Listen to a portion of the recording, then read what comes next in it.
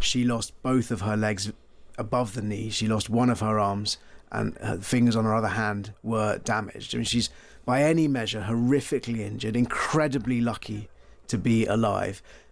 And beyond all of that, just inspiring in terms of the determination, the resolve that she's shown to get to where she is now on her journey to recover, and the resolve and determination she was showing to get even further. I asked her, did she have any regrets? She said, no regrets. She said, I had to step up to defend my family. It's always a good time to make the point that we're in a world of fake news and conspiracy theories. So trusted news is just more important than ever. And here, the voice of the Times Radio, we broadcast high-quality, balanced journalism. We do it live and we do it free through the day, and we do it every day. It's only possible thanks to the generous support of subscribers to the Times and the Sunday Times. And their contributions mean that investment in the best journalists around the world is there for you to read and watch and listen to. So join them. Subscribe today. Just head to thetimes.com. Negotiations then for a peace deal between Russia and Ukraine, they drag on, and meanwhile the fighting on the front line goes on. The casualties mount and mount. Jerome Starkey is here with me in the studio. He's the defence editor at The Sun, and he's been travelling, has done many times to Ukraine. He's been to a secret Ukrainian rehab unit where British medics are there helping war-wounded soldiers try to rebuild their lives. Jerome Starkey, welcome to you, Jerome. John, thank you for having me on. I read your piece, Jerome, in the piece. It's a really good and in so many ways a moving piece. You met some remarkable people, didn't you? Some of them injured terribly on the front line and coping with that in a way which clearly you would have found quite impossible to forget. Yeah, absolutely right. This was a story that really cut through for me. I've been, as you say, reporting the war for 4 years. I've been to Ukraine many, many times. And, like your listeners, like some of our readers, of course, it's the same for you and me. We get slightly jaded. It's hard to escape that. But when I went to this hospital, this rehab clinic, when I met particularly a lady called Elena, she's a mother. She was a pensions clerk. She'd volunteered to fight 4 years ago, nearly 4 years ago, on the third day of the war. And she volunteered because a relative of hers was paralysed in a missile strike in their hometown of Kryvyi Rih. And after I'd met her, after nearly 3.5 years of fighting, she was hit by a Russian drone. She lost both of her legs above the knee. She lost one of her arms, and her fingers on her other hand were damaged. I mean, she's by any measure horrifically injured, incredibly lucky to be alive.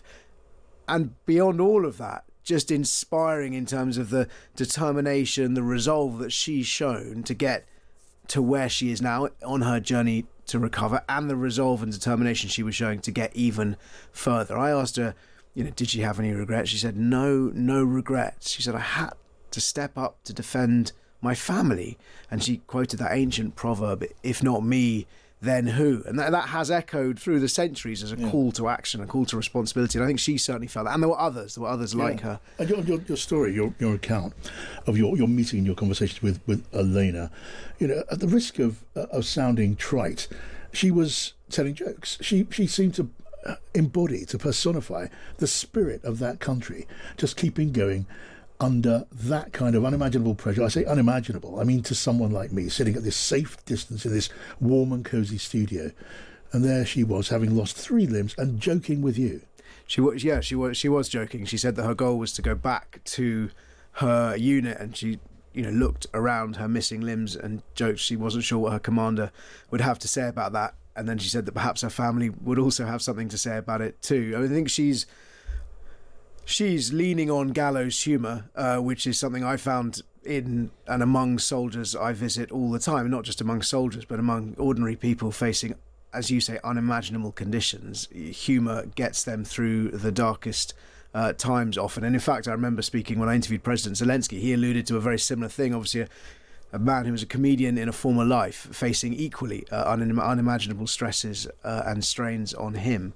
She was turning to humour.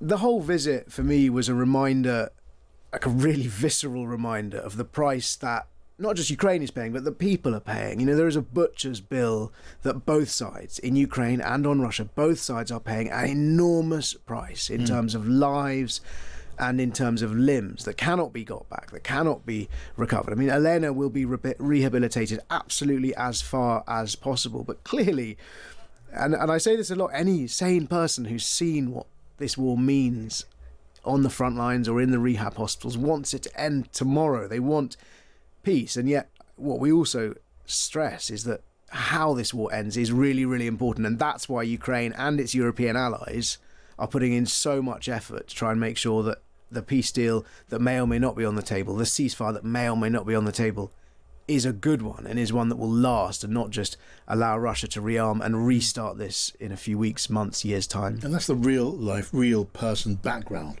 to Volodymyr Zelensky when he's getting these calls for concessions, effectively surrenders from Russia, which come, in so many cases via the administration in the White House. He's got his own people behind him who have given so much and are ready to face so much for the sake of their country, their territory, their land and their home. Can you tell me just a bit about the British medics who are operating out there? Yeah, of course. There's a small number. I was in order to meet them, there were certain conditions. I couldn't say where I met them. I can't say exactly how many of them there were. Because it would be struck, it would be attacked. Absolutely. Hospitals have been hit before, and I think if Putin knew where British soldiers, albeit medics, were based, then that might make it a more attractive target for the Kremlin. Nonetheless, there's a small group of them there. They include, and they change, it's not the same group there all the time. They included, when I was there, a rehab consultant, so an expert doctor in rehabilitation. There were physiotherapists, and there were exercise rehabilitation instructors. So that's slightly different to physio, but they are, if you like, personal trainers, but are very much specialising in how to train somebody who suffered a traumatic musculoskeletal injury to rebuild what they have left so that they can adjust. And those adjustments, might be, as Mike, the Lieutenant Colonel, the consultant, told me, those adjustments might be getting out of bed, climbing out of bed onto a wheelchair. It might be transferring from a wheelchair onto a toilet, but these baby steps, essentially, which are huge struggles to give them that independence. And in fact, the Ukrainian commander of the hospital, he was really interesting because he talked about his mission, not just in terms of rehabilitating the soldiers, but also how one soldier rehabilitated frees up at least 2 or 3 people in society. Because if there is a severely wounded soldier sent back to their home, then that's going to take 2 or 3 people to support them for the rest of their lives. And so for him, this was a mission about trying to keep the country functioning as best it can. But as a small group of British soldiers,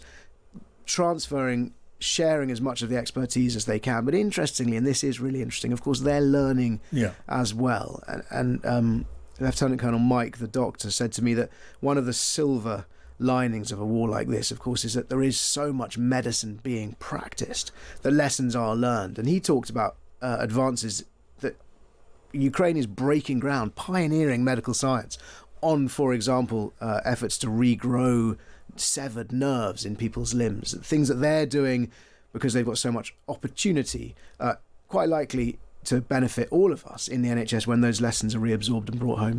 Pleasure to talk to you, Jerome. Thank you. Thank you, John. Jerome Starkey there from The Sun.